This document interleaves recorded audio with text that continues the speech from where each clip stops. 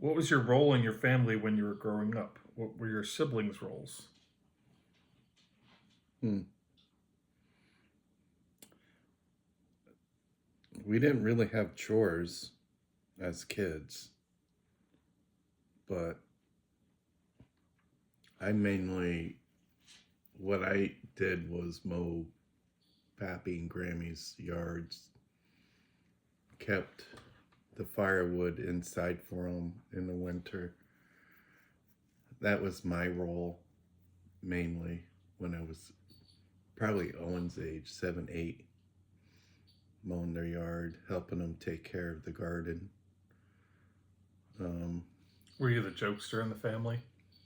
no, Who I was, don't think we had a jokester to always or a pranker? prank her. You told me Freddie was pretty. Oh yeah, the one time Freddie and Ernie, the cousin, he came in from Pittsburgh every summer here, and the one time we took snake skins and hung them up around Aunt Donna's kitchen light and stuff, and then we all hid in closets and stuff. And when she came home from work, we popped out and scared her. And then she realized there were snake skins on Oh them. my gosh. She was freaking out about that.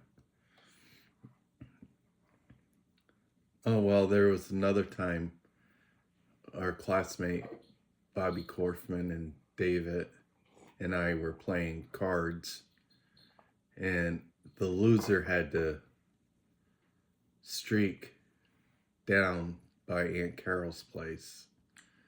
So Bobby Korfman and I made sure that we won the card game, and David had to go streaking down the road to Aunt Carol's place. Did he really did it? Yeah, he did it. Well, what were the other kids' roles? Freddie and Betty and. Well, Freddie was too much into drawing. He was into this drawing class. Betty and Joy, they were. I don't know exactly what they were doing when we were kids. They were just playing with their dolls, and I wanted to play with. What's that one? Betsy Wetsy or something? The doll that ate and drank, and then you had to change the diaper. Were they protected by your parents? Yeah. Yeah, they couldn't do any wrong to two girls. But when we got in trouble, us boys, we had to pick, shovel, and the wheelbarrow, and we had to take dirt from the back of the house in Henryville and move it to the front of the house. So the people that live there now, I hope they enjoy the front of the yard. What was that, to make it level? Yeah, because it was built on a hill, and Dad wanted tiers, and after he got to where he liked it, then he would rake it out, and we would pick up the stones, and then he would plant the grass seed and stuff. So, and then we had, while our chores was to take care of our dogs. We all had, Freddie and I had dogs, and Betty and Joy had cats. But what was the name of your dog? Well, I had many of them, but most of them was called Mitzi. Named the same thing? Yeah. I had 2 dogs named Mitzi. They were little dogs. And then I had a coonhound I called Chico because Chico and the Man. Do you know when Mike found Wiggles? Mm-hmm. I wanted him to name her Mitzi. Really? Isn't that crazy? Yeah. I just thought of that. What about when you were growing up? What was your idea of what a dad should be like?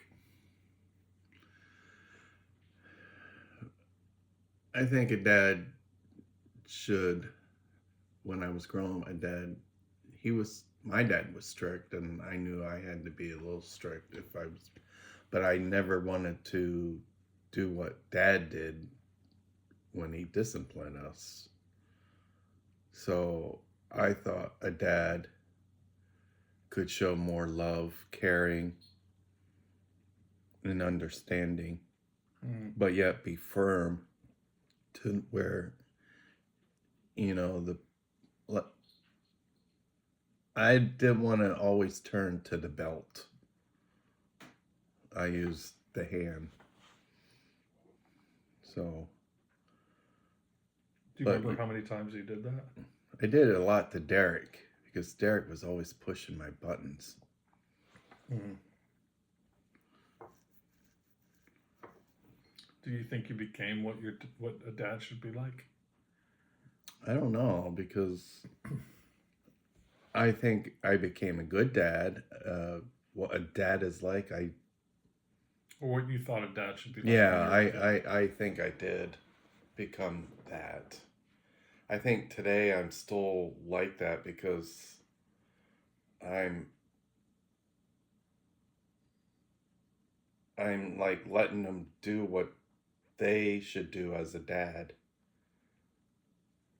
But at the same time, I'm more like certain things I'm not going to tolerate.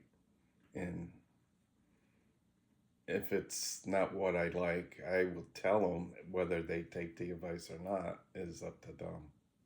So. Mm-hmm. Well, you kind of already talked about where you lived in Henryville. Can you describe the house and where you used to play? Yeah. It was a split level house. Ugh, I hate those. I know. Yellow. I want to say it's a yellow poopy color.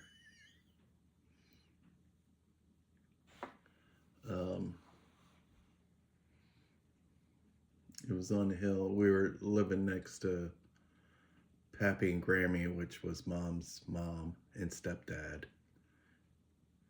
And up the road was Beth and Keith Van Busker. They were our friends because their grandparents lived in between us and Pappy and Grammy. And where did you play? In the big yard. We used to live, before the house was built on the hill, we lived in, it was, I guess, at the time an apartment. I didn't know what an apartment was. I just thought it was the house. But it was converted into an apartment. It used to be Pappy's garage. And it had a concrete floor. So I thought all houses had concrete floors. And mine did. Yeah. Well, in Titusville, but we didn't have basements either. Well, what about the kitchen? We didn't have a basement. Oh. The kitchen in Henryville. Or where you ate. Yeah. That was actually right in as you walked in from the door on the side of that apartment. Dad built a nice big porch off of it. There's some old pictures somewheres of it. I have. This is before the Henryville house. Yeah, before we built the house on the hill. I remember going to the developers in Allentown, I believe it was. Mm-hmm. And Mom and Dad was telling them what they were looking for in a house. And that's when I got sick on cotton candy, and I will never eat cotton candy again. God, it's so good. No, it's like eating spider webs. You're just repeating what Freddie said to you. Well, I will. Since then, I would not eat it because I got sick of it. What's the story then? Like, okay, you got sick on cotton candy because what was the whole thing? What was the whole story? I ate too much of it. And then Freddie said, you know, you're eating cobwebs. That's why you're sick. Those are spiders. And he was definitely afraid of spiders. Oh my God. But I ate, it was a blue cotton candy. And I got sick on it, threw up. And ever since then, it's just like, Mm. We went strawberry picking one time. And I sat there and ate all the strawberries and got sick on that, but wouldn't touch strawberries for quite a long time. But now I will eat strawberries. But cotton candy I won't touch. What was your first job like? Where was it? My first job was the U.S. Army. So right after high school, you went to the Army? Yep. How did that happen? Why'd you choose the Army? Well, because I wanted to go in the Air Force, and I guess those tests that you take, they weren't scoring high enough for the Air Force. So I figured I'll go into the Army. And at that time, cousin David was going in the Army. So I figured he got me in talking to the recruiters and stuff. So that's after after high school, that whole summer, I was off, and September 7th, 1983, that's when I left to go to the military, basic training and stuff. What about the mother of your children, your two sons? Oh, yeah. When did you meet her? In high school. We weren't really dating. I came to Wyalusing in 9th grade, 1979. I started at Wyalusing, and then I took some classes, business classes, because I thought, oh, maybe one day I'll run a business. So, and look at you now. I know. And I was the only boy in business classes. So there was a lot of girls, and so that's how I became friends with Angie. And then in our senior year, that's when we started dating, and stuff got serious. And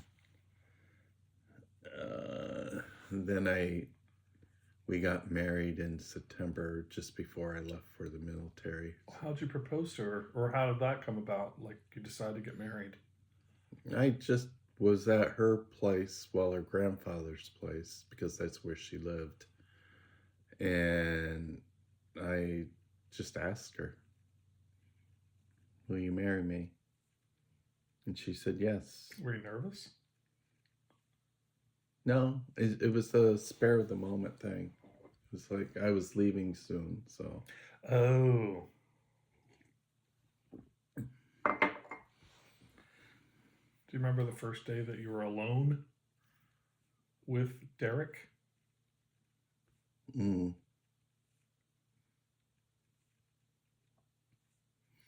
So Derek was born in Wiesbaden in Germany. So I wasn't too alone with him because Angie had stopped working for the USO European office, and she didn't go back to work. So I remember changing his diaper, and then all of a sudden he pooped on me. There is a picture of that too. And I wasn't alone with him, like babysitting. Because you were working for the Army? Yeah, I was more. I mean, I did I take PTO? I think I did. So we can both get acclimated to having a kid in the house. So, What about after you're divorced? well, What was it like being alone with the two boys? I liked it because I could be more connected to them.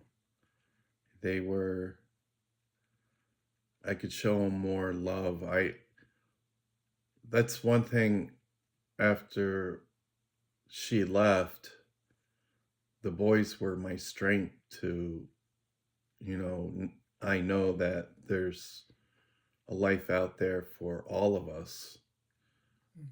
So I wanted to make sure they knew they were loved. I wasn't pushing them aside for my needs or whatever.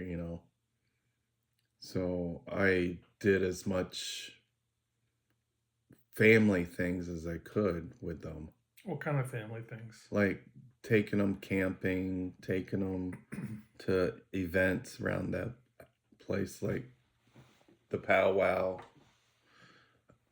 I brought them over to Dad's many times just to be around Dad.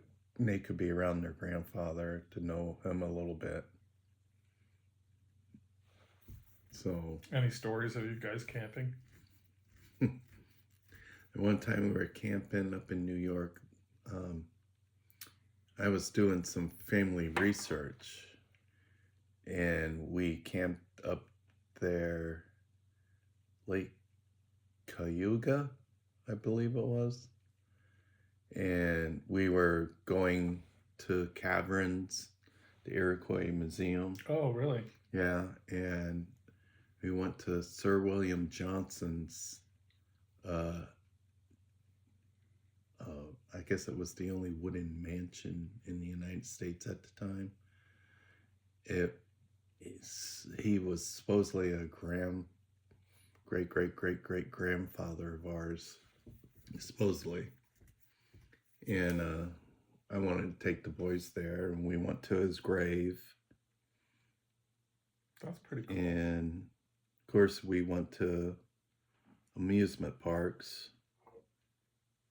I think I took them to Knoebels one year, and we camped at Knoebels, and it rained. Oh, God. Yeah. I love that place, though. Yeah, well, I can't remember where I got the tent. I borrowed it from Dad. It was our old tent when we were kids and we went camping. So really old. Yeah. And let's see. We went there, Knoebels. We went to a powwow with Aunt Leona. Aunt Leona was Grandpa Morningstar's sister. And it was up in New York State somewheres. In Iroquois territory? Yeah. We went there. Thinking about Derek and Jared, what is the greatest compliment they ever paid you?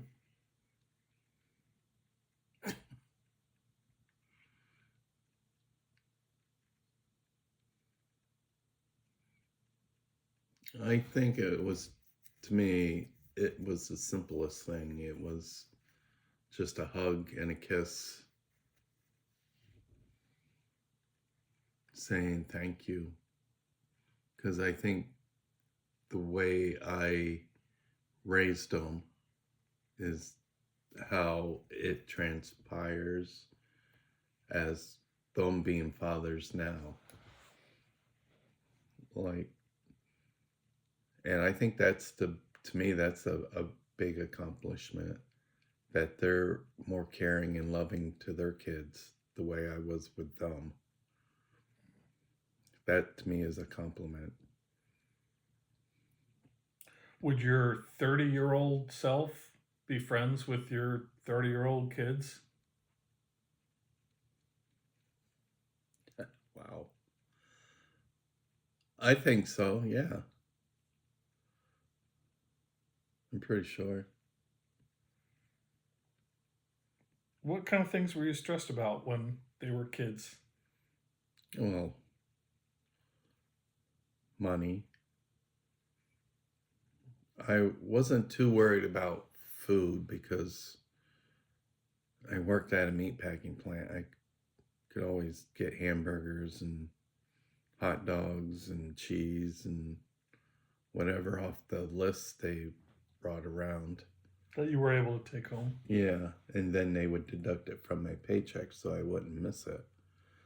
Well, some of the stress was, I'll be honest, it's when they were living with their mom and her second husband, Mike, treated the boys like crap. And I didn't like that. And she kept denying it all. But I knew the boys wouldn't lie to me. And that's how eventually they came to live with me, because they couldn't live with him. It wasn't her, it was him. So. Mm. Do you think? Oh, go ahead. No. Do you think your relationship with your dad influenced the kind of parent you became? Yes. How so? Because Dad never showed love where I wanted to show my boys love. Like, I'm not afraid to hug them. I'm not afraid to tell them what I'm thinking. Dad really never showed too much emotion because I don't think when he was growing up there wasn't that connection.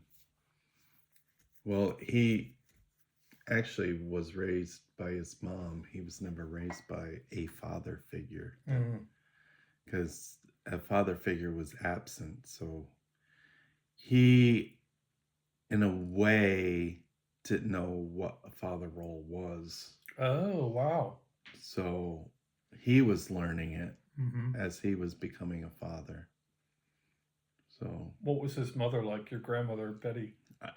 I don't know what she was like. I heard stories about her being strict, but she passed away when I was 1 year old. So I don't know much about her, just what I've heard about her. But she was a hard worker, and she took care of 6 kids by herself. And it was all here at this house. Well, not this house, but on this land. On Scottsville Road. Yes.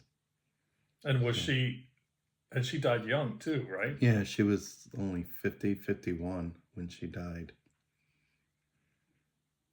What was the easiest and the most challenging age to be a parent? The challenging part was when, not so much Jarrett, but Derek, when he was a junior, senior in high school, he gave me a run for his money. He would go off and not tell me, and go to these people's houses and just party with the wrong people. And then, there was no internet or anything, and how I found the houses, I can't remember, and dragging his ass out.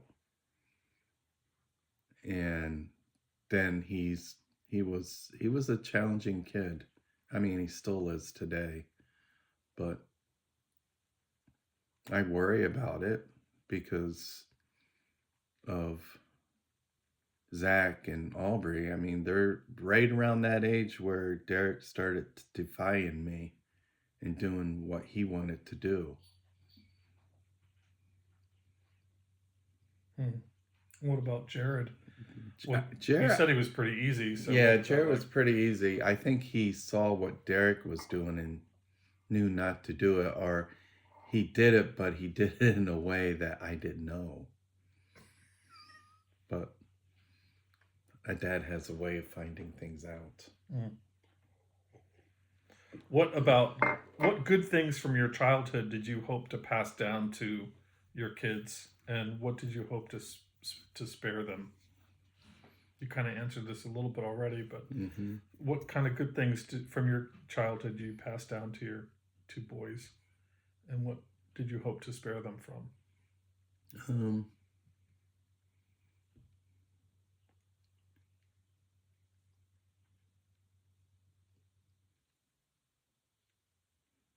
God, I don't know. I can't think of it. Um,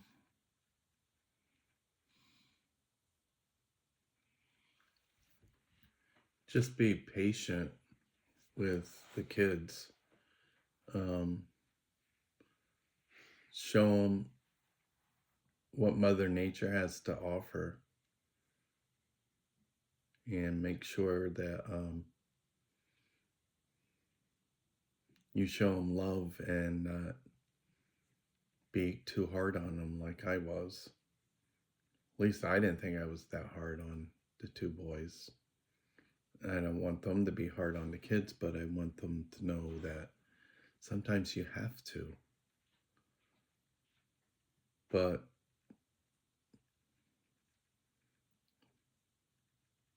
I think I'm sitting here watching the hummingbird. I think the most part is nature, how things are. Like everything has a feeling, and they should appreciate Mother Nature for everything that we have. You brought them into the church too. What about that? Yes, I got them baptized at St. Joachim's. Um, I showed them there was a God and a reason for what religion is and other religion. What was that community like for them? The community at St. Joachim where they were baptized. Oh, it was good for them because they made a lot of friends, and it was, to me, I thought it was the best thing to show that, working at the roast beef stand and stuff was a community event, that this helps everything. What was the roast beef stand? It was at the Wyoming County Fair. We cook roast beef and make roast beef sandwiches and sell them at the fair. They would help, either selling or just making sure everything was cleaned up after somebody ate. Were they good at it? Yeah, they were good at that, and then they wanted money to go for a ride and stuff, but they would go as a group of kids, so I had no problem in it. So, Now, you talked about how difficult Derek was as a teenager. mm-hmm. So here's a question: do you have a memory of Jared lying to you, or you lying to Jared? Mm. Mm.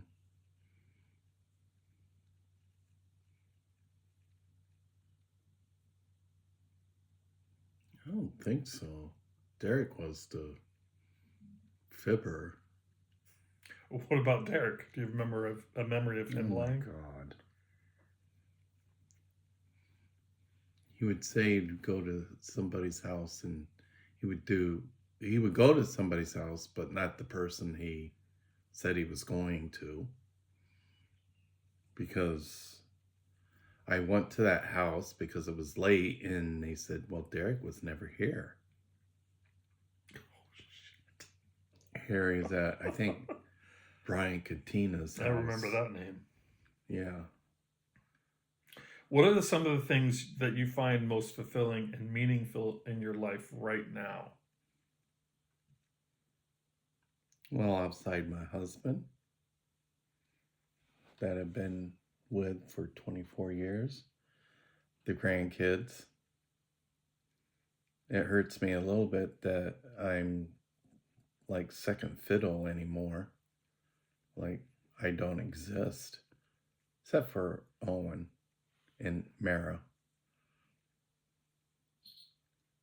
Um, but it's fulfilling that I'm doing a lot of stuff with my husband, you. How's that compare to what you found most meaningful as a young man? Well, when I was younger, I would never have thought the stuff that I have done already in my life with you, like travel the world. I mean, even though I was stationed in Germany, or West Germany at the time, and traveled a little bit to France and all over Germany. I went to Paris. What was the question again? How does that compare what you find now most meaningful? How does it compare to what you found most meaningful as a young man? I think it's now it shows me the world is not one-sided. There's always two sides. Like when we went to Turkey, I was like, oh my God, we're going to a Muslim country. This is not going to be good. And it turned out to be the best thing ever. I mean, it ranks right up there with us going to Rome and Italy and seeing the Pope and stuff. So, what's the hardest thing about parenting as an adult? So now that your kids are older, seeing your kids trying to make a living, trying to struggled to get something through their kids to make them understand what life's about. It's hard to just try to just sit back and watch them stumble or fall, or knowing inside you think that's not the right decision I would have made, but letting them do what they think is the best. Anything surprise you about that? Parenting as an adult, your adult children?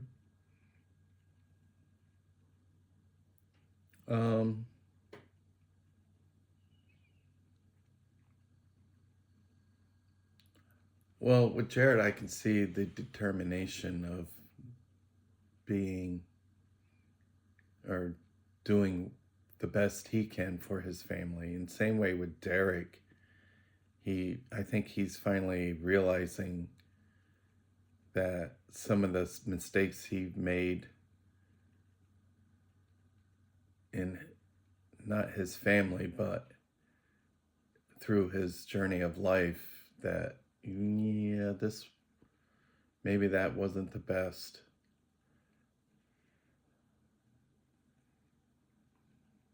So as you have gotten older, how did your priorities change?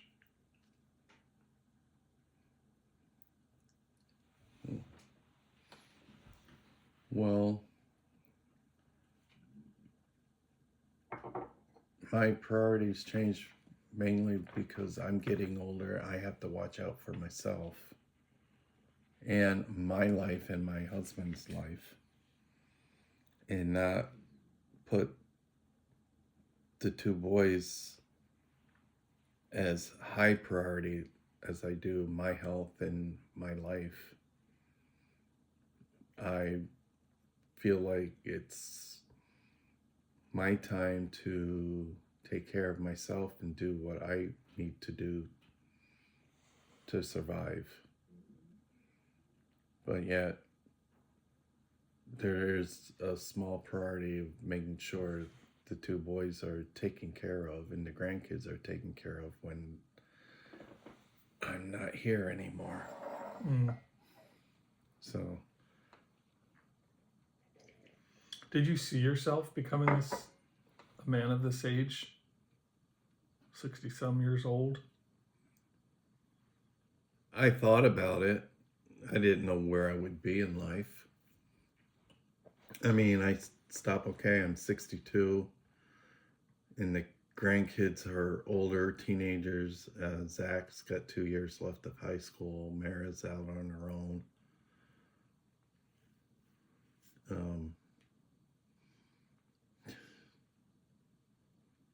And then I'm thinking, well, what is it going to be like when I'm 70 if I reach that age? Because I want to outlive my parents, because mom died when she was 65, dad died when he was 70. So I think one of, yeah, so. Well, how was your life today different from how you imagined it would be?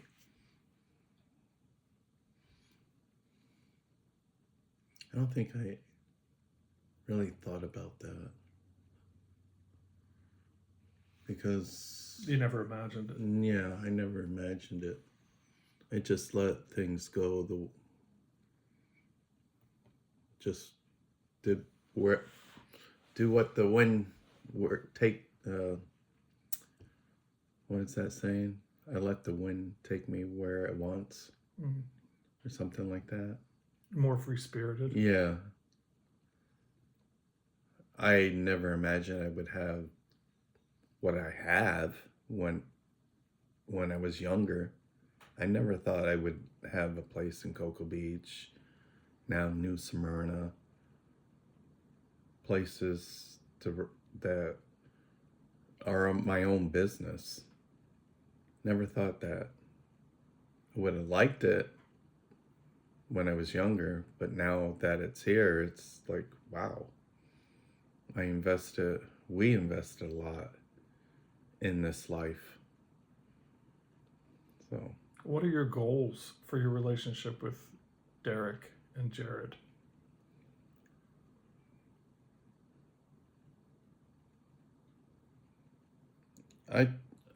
one of my goals is try to understand where I'm coming from, or see my life in my eyes. I hid a lot in my life. I was being somebody I wasn't, and now I'm somebody who I want to be. And is that partly because you're out? Yeah, because I was hiding. I wasn't being my true self. And that's what I want. My goal is for them to be them true selves, which I think they are.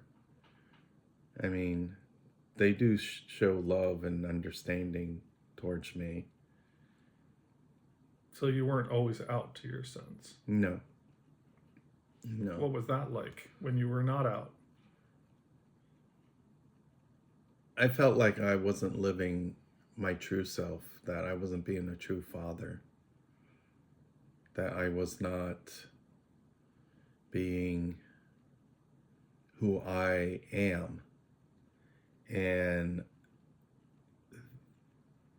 I didn't want them to think, well, I can do this and hide it. And I didn't want them to think they could get away with hiding something in their life. I wanted them to be who they are. That's a pretty good gift. What's something that you believe in strongly, or that you used to believe in strongly, but have since changed your mind about?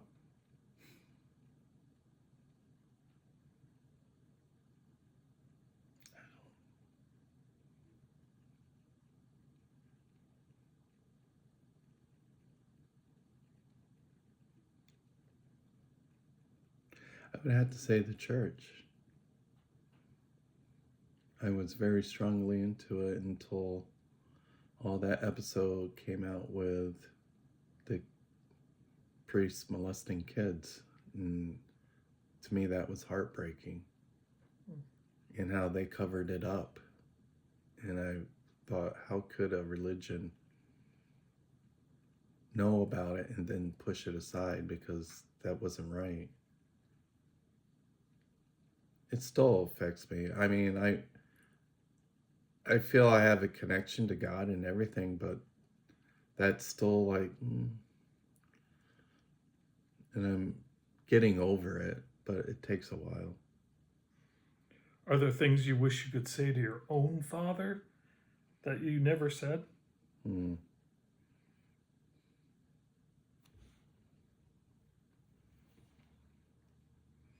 I think I said a lot to him. I mean, watching him leave this world was very emotional for me because I never seen anybody pass away. In a way, to me, that was a gift that he probably doesn't know how much that really affected me. Being there when he was transitioning into another world was mind-blowing. Seeing this strong man that I saw growing up, and his life was now bedridden and ready to go. And when I told him, I whispered in his ear, "Dad, I'll take care of everything. Your job is done here." And that's when he finally passed away.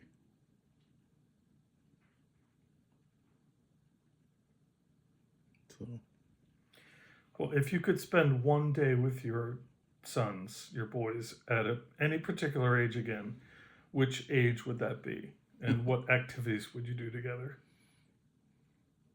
I think it would be, Jarrett would be 9, Derek would be 10. And I would go back to Knoebels again with them. Because they had a blast. And it was a fun day. It was nice. When you think of your relationship with them, is that one of the moments you go to? It's one of them. It's not all of them. I think I told you this many times. It's still raw in my memory when Jarrett stopped holding my hands crossing the streets because of Derek saying, "You're still a baby. You're holding Dad's hand." And then Jarrett telling me, "Dad, I don't want to hold your hands anymore." That it hurt, but not a hurt. It was like, oh God, he's growing up. He's not my baby anymore. I mean, I still call him Punk. Because he's my pumpkin. And now his nieces and nephew call him Uncle Punk. What's your deepest wish for Derek and Jared? For Derek, it would be